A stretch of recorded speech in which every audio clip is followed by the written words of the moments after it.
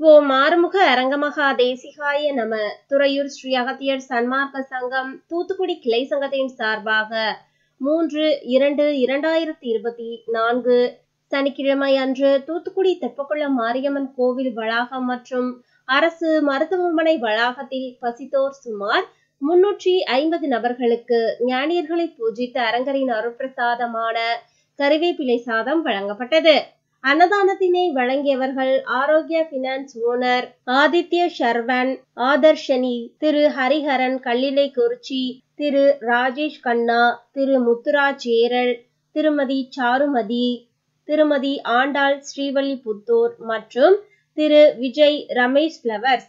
இவர்களும் இவர்களது குடும்பத்தினர்கள் அனைவரும் நலமுடனும் வளமுடனும் வாழ வேண்டுமாய் ஓங்காரக்குடில் ஆசானின் திருவடியை பணிந்து பூஜித்து வேண்டிக் கொள்கிறோம். நன்றி, வணக்கம்.